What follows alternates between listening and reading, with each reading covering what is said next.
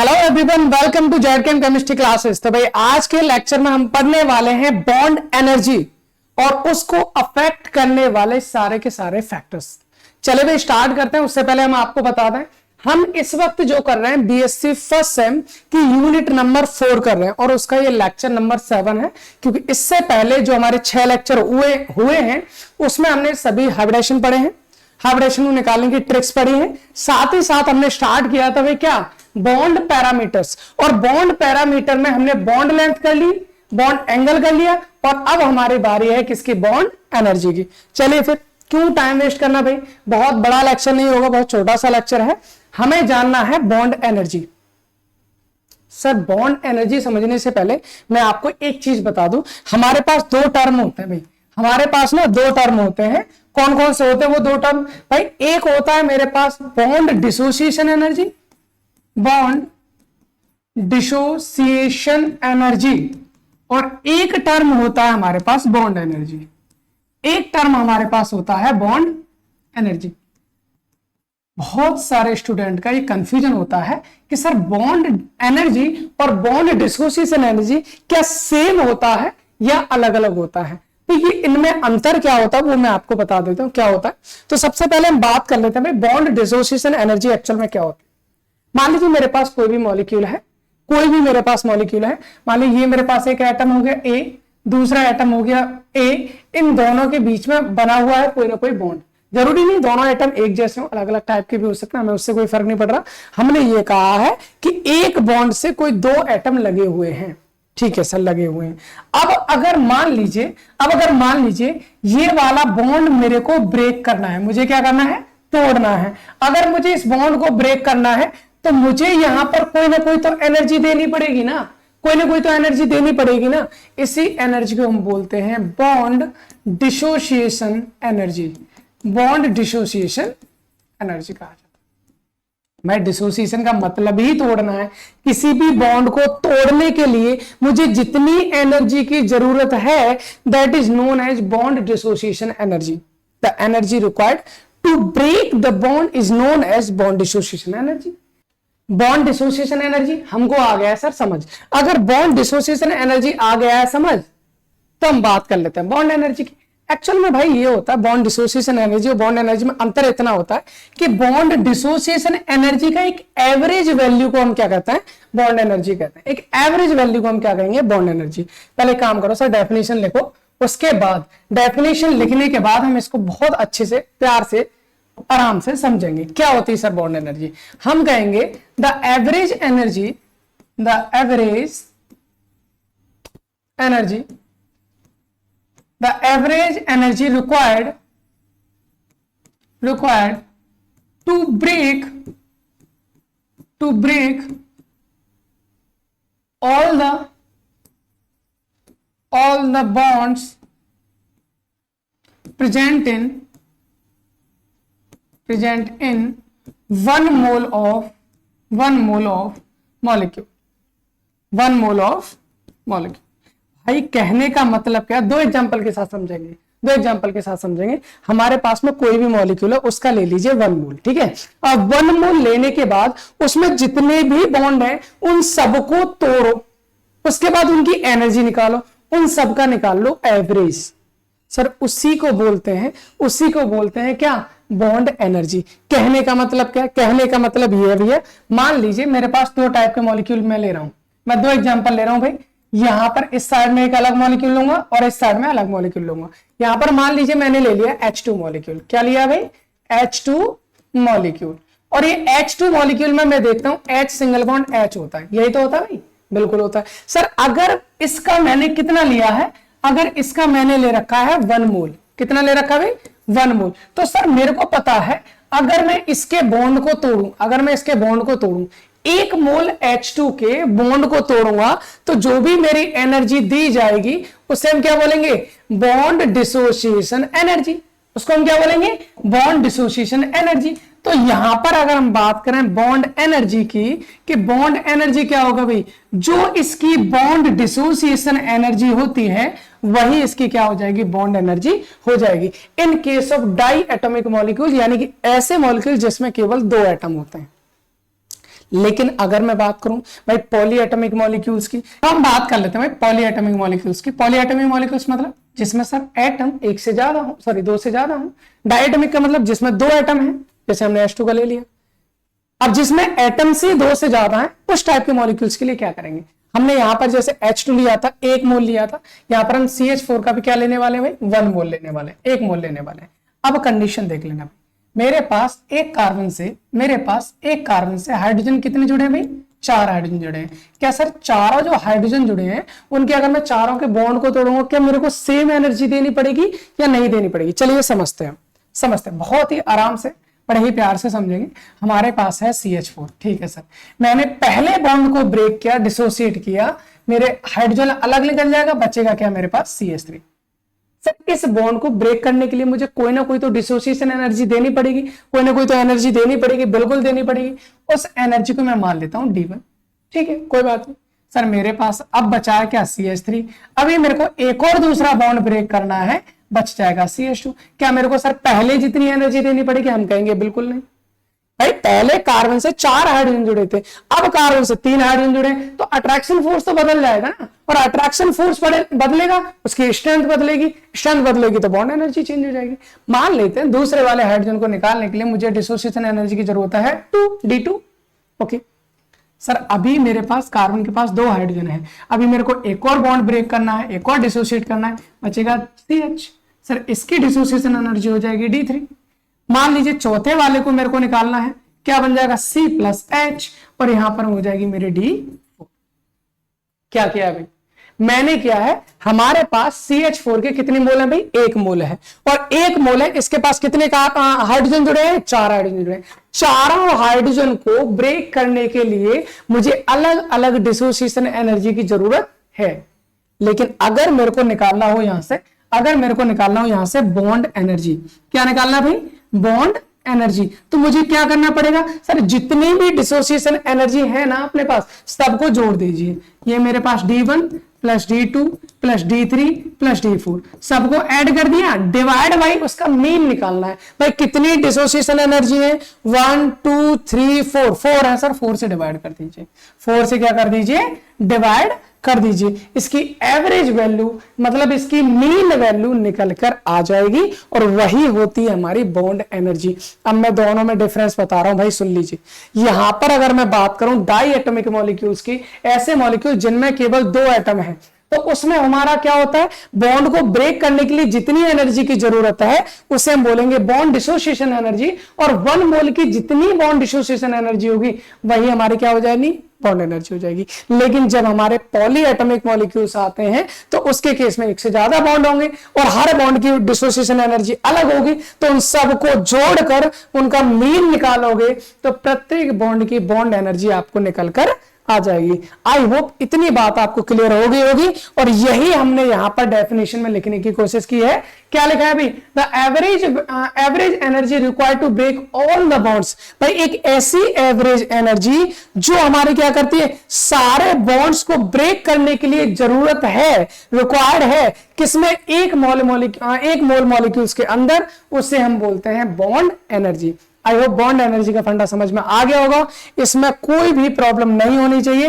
अब हमारा जो मेन फंडा होता है ना भाई, हमारा जो मेन फंडा होता है वो होता है इनके फैक्टर्स, यानी बॉन्ड एनर्जी या बॉन्ड लेंथ या बॉन्ड एंगल, इन सब में हमने क्या पढ़ा भाई इनकी डेफिनेशन के साथ साथ इनके फैक्टर्स पढ़े हैं जो इनको अफेक्ट करने का काम करते हैं। वही चीज मान लीजिए मेरे पास में भाई कोई बॉन्ड है, मुझे इसको ब्रेक करना है, मेरे को इसकी एनर्जी चाहिए, जितना ब्रेक करने में एनर्जी देनी पड़ेगी उसकी बॉन्ड एनर्जी उतनी ही ज्यादा होनी चाहिए। तो मैं ये कहना चाह रहा हूं कि मेरे पास अगर मान लीजिए एटम का साइज अलग अलग है, एटम का साइज क्या है अलग अलग, तो मेरे बॉन्ड एनर्जी पर क्या फर्क पड़ेगा, बॉन्ड एनर्जी पर क्या फर्क पड़ेगा ऐसे समझो।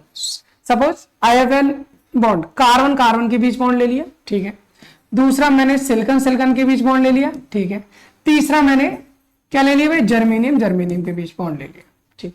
मैं जानना ये चाहता हूं कि इनमें से बॉन्ड एनर्जी किसकी ज्यादा होगी, इनमें से बॉन्ड एनर्जी किसकी ज्यादा होगी। एक सिंपल सा फंडा बताओ, एक सिंपल सा फंडा समझ लीजिए। क्या है भाई, यहां पर कार्बन का साइज छोटा होता है, ठीक है, इधर दूसरे कार्बन का भी साइज छोटा है, ठीक है, ये मेरी बॉन्ड लेंथ होगी, मान लेते हैं, सपोज करके चल रहा है। यहाँ सिलिकॉन का साइज थोड़ा कार्बन से बड़ा हो जाएगा, ठीक है।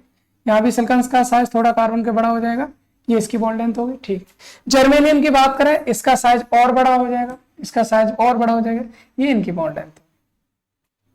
मैंने एक रफली आइडिया में बताने की कोशिश कर रहा हूं।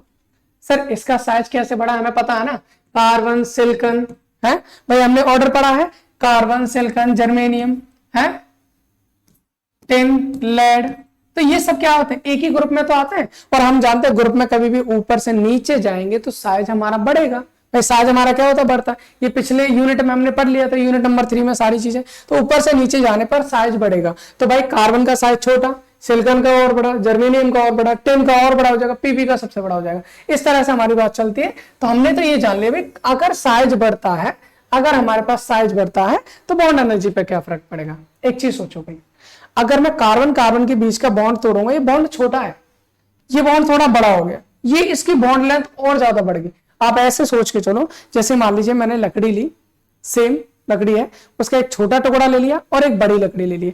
छोटे टुकड़े को तोड़ने में ज्यादा एनर्जी देनी पड़ेगी या बड़ी लकड़ी को तोड़ने में ज्यादा एनर्जी देनी पड़ेगी। हम कहेंगे सर बड़ी लकड़ी जो होती है ना, वो आराम से ब्रेक हो जाएगा, हम उसको आराम से तोड़ सकते हैं, लेकिन छोटी लकड़ी को तोड़ने के लिए एनर्जी ज्यादा देनी पड़ेगी। भैया हम यहीं से बोल सकते हैं कि जिनका साइज छोटा होता है उनकी बॉन्ड एनर्जी भी क्या होगी, ज्यादा होगी। उनकी बॉन्ड एनर्जी क्या होगी भाई, ज्यादा होगी। यानी कि वी कैन से, हम बोल सकते हैं the bond energy is inversely proportional to the size of atom, is inversely proportional to the size of atom. Atom का साइज बढ़ेगा तो बॉन्ड एनर्जी अपनी कम होती जाएगी। आई होप पहला फैक्टर था, समझ में आ गया होगा, इसमें कोई भी प्रॉब्लम नहीं होनी चाहिए। चलिए सर सेकंड फैक्टर की बात करें, बॉन्ड ऑर्डर। अरे बहुत ही सिंपल है, बॉन्ड ऑर्डर हम पहले बता चुके हैं भाई। क्या बता चुके हैं सर, नंबर ऑफ बॉन्ड्स होते हैं, नंबर ऑफ बॉन्ड्स होते हैं। जैसे कि हम बात करें कार्बन ट्रिपल बॉन्ड कार्बन है, ठीक है, कार्बन डबल बॉन्ड कार्बन है, ठीक है, कार्बन सिंगल बॉन्ड कार्बन है, ठीक है। सर इसका बॉन्ड ऑर्डर कितना हो जाएगा, अगर हम इसके बॉन्ड ऑर्डर की बात करें सर 3 होगा। 3 बॉन्ड है ना, 3 हो गया बॉन्ड ऑर्डर। 2 बॉन्ड है, बॉन्ड ऑर्डर 2 हो गया। 1 बॉन्ड है, बॉन्ड ऑर्डर 1 हो गया। हम जानना क्या चाह रहे हैं, हम जानना चाहते हैं बॉन्ड एनर्जी को, हम जानना चाहते हैं बॉन्ड एनर्जी को। बताइए सर बॉन्ड एनर्जी किसकी ज्यादा होगी, सिंपल, बहुत आसान है, बचपन से सीखते चले जाते हैं। आपको मैं 1 डंडी दूं, तोड़ो, 2 डंडी दो एक साथ तोड़ो, 3 डंडी दो एक साथ तोड़ो, क्या होगा भाई, अगर नंबर ऑफ बॉन्ड्स बढ़ेंगे तो आपको एनर्जी भी तो ज्यादा देनी पड़ेगी, एनर्जी भी तो आपको ज्यादा देनी पड़ेगी। इसका मतलब ट्रिपल बॉन्ड के लिए आपको एनर्जी सबसे ज्यादा देनी पड़ेगी, फिर डबल बॉन्ड को, फिर सिंगल बॉन्ड को। सीधा सीधा हो गया सर, क्या हो गया, हम यहां से बोल सकते हैं, जो हमारी बॉन्ड एनर्जी है वो डायरेक्टली प्रोपोर्शनल होगी बॉन्ड ऑर्डर के, वो डायरेक्टली प्रोपोर्शनल होगी बॉन्ड ऑर्डर के। यानी जैसे जैसे बॉन्ड ऑर्डर बढ़ेगा वैसे वैसे बॉन्ड एनर्जी भी बढ़ती जाएगी, ठीक है। अगला फैक्टर क्या है, बॉन्ड पोलैरिटी। बहुत सिंपल सा, बॉन्ड पोलैरिटी और इलेक्ट्रोनेगेटिविटी का डिफरेंस हम एक एग्जांपल के साथ समझते हैं। बहुत सिंपल सा एग्जांपल है, हमने लिया सर HF, ठीक है, हमने लिया HCl, ठीक है, हमने लिया HBr, ठीक है, हमने लिया HI, ठीक है।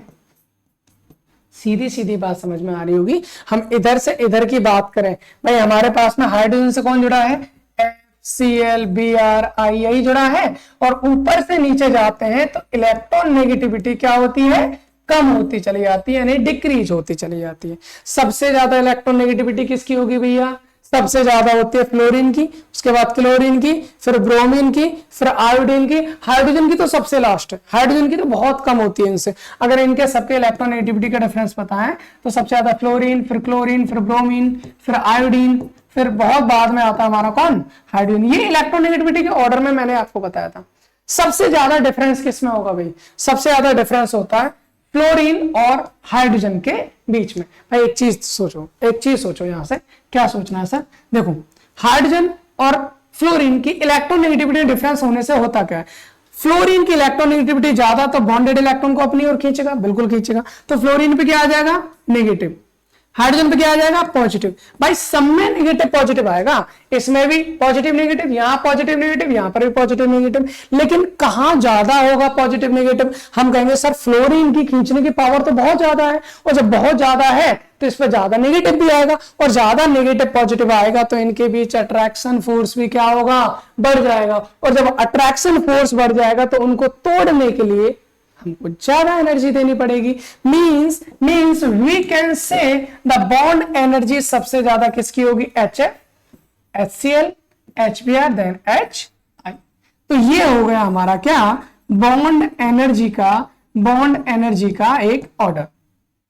सर यहां से हम क्या कहना चाहेंगे, हम यहां से ये कहना चाहेंगे जैसे जैसे हमारी बॉन्ड एनर्जी का क्या फर्क है भाई, बॉन्ड एनर्जी बढ़ रही है कब, जब पोलैरिटी बढ़ रही है। Means the bond energy directly proportional to the bond polarity, या फिर हम बोल सकते हैं इलेक्ट्रोनेगेटिविटी डिफरेंस। इलेक्ट्रोनेगेटिविटी डिफरेंस बढ़ेगा या बॉन्ड की पोलैरिटी बढ़ेगी तो बॉन्ड एनर्जी भी बढ़ती जाएगी। आई होप इतनी बात आपको क्लियर होगी, इसमें कोई प्रॉब्लम नहीं होनी चाहिए। अगला है अपना extent of overlapping. Extent of overlapping, sir overlapping बढ़ने से क्या मेरी बॉन्ड एनर्जी बढ़ेगी या बॉन्ड एनर्जी कम होगी?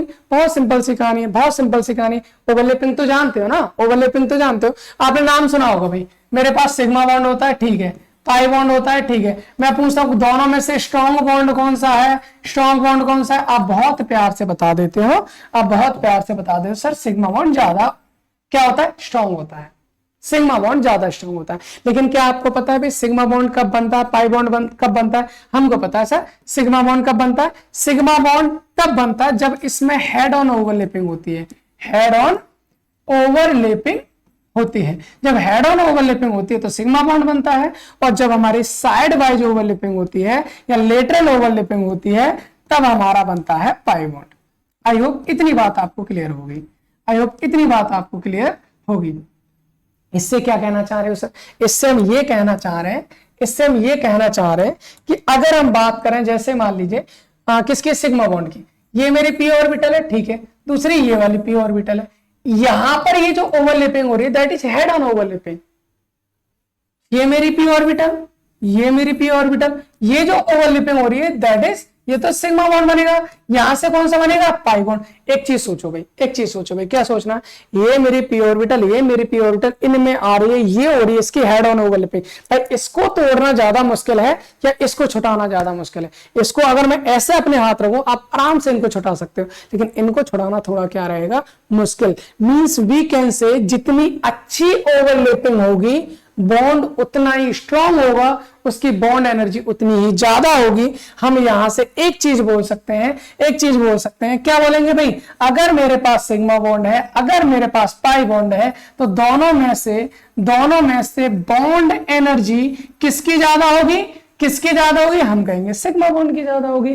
क्यों? क्योंकि भाई ओवरलैपिंग बढ़ने पर बॉन्ड एनर्जी भी बढ़ती है। Means the bond energy directly proportional to the overlapping, या फिर हम बोल सकते हैं क्या, हम बोल सकते हैं क्या, एक्सटेंट ऑफ ओवरलैपिंग। जितनी ज्यादा ओवरलैपिंग उतना ही ज्यादा हमारा क्या होगा, बॉन्ड स्ट्रांग होगा, बॉन्ड एनर्जी भी उतनी ही ज्यादा होनी है। भाई आई होप इतनी बात आपको समझ में आ गई होगी। अगला वाला हमारा फिर से आगे भी हाइब्रिडेशन। हाइब्रिडेशन हर एक में आ जाता है ना, तो मैं यहां पर ज्यादा टाइम नहीं लूंगा क्योंकि कई बार मैं आपको बता चुका हूं इसके बारे में, कई बार मैं आपको बता चुका हूं। भाई अपने पास हाइब्रिडाइजेशन है, अपने पास हाइब्रिडाइजेशन है, और कितने टाइप के बताए मैंने, sp बताया, sp2 बताया, sp3 बताया। अब आप नहीं पूछोगे भैया कि परसेंटेज एस करेक्टर जो है वो इसमें कितना होगा, हमको पता है 50%, इसमें 33%, इसमें 25%। सभी लेक्चर्स में हम करते चले आ रहे हैं इसको, है बॉन्ड एंगल में भी किया और बॉन्ड लेंथ में भी किया, बॉन्ड एनर्जी में भी कर रहे हैं। क्या कहना चाह रहे हो सर, क्या कहना चाह रहे हो? मान लीजिए मेरे पास कंडीशन ये हो गई, मेरे पास कार्बन से हाइड्रोजन जुड़ा है, ठीक है, कार्बन से हाइड्रोजन जुड़ा है, ठीक है, कार्बन से हाइड्रोजन जुड़ा है, ठीक है। एक प्रॉब्लम है पर क्या सर, ये जो कार्बन है ना वो sp3 हाइब्रिडाइज है, ठीक है, ये मेरा sp2 हाइब्रिडाइज है, ठीक है, ये मेरा sp हाइब्रिडाइज है, ठीक है। मुझको क्या जानना है, मुझे क्या जानना है भाई, मुझे तो बॉन्ड एनर्जी से मतलब है, मुझे किससे मतलब है, बॉन्ड एनर्जी से। मुझे बताओ बॉन्ड एनर्जी किसकी ज्यादा होगी? हाइड्रोजन को कौन अटैच करके रखा है, कार्बन। किस कार्बन की इलेक्ट्रॉन नेगेटिविटी ज्यादा? हमको पता है sp3 sp2 sp में सबसे ज्यादा परसेंटेज एस कैरेक्टर कहां है? 50%। sp में सबसे ज्यादा एस कैरेक्टर इसमें है। एस कैरेक्टर का मतलब खिंचाव ज्यादा है, खिंचाव ज्यादा है, इलेक्ट्रोनेगेटिविटी ज्यादा है, इलेक्ट्रोनेगेटिविटी ज्यादा है, बॉन्ड स्ट्रॉन्ग बनेगा, स्ट्रॉन्ग बनेगा, आपको बॉन्ड तोड़ने के लिए ज्यादा एनर्जी देनी पड़ेगी। मतलब we can say the bond energy sp वाले की ज्यादा होगी, फिर sp2 की, और सबसे कम होगी sp3 की। मतलब क्या कहना चाह रहे हो सर? मतलब ये है हमारी जो बॉन्ड एनर्जी है, बॉन्ड एनर्जी किस पर डिपेंड करेगी? ये डायरेक्टली प्रोपोर्शनल होगी परसेंटेज ऑफ एस कैरेक्टर के। जितना ज्यादा एस कैरेक्टर उतनी ज्यादा मेरी बॉन्ड एनर्जी।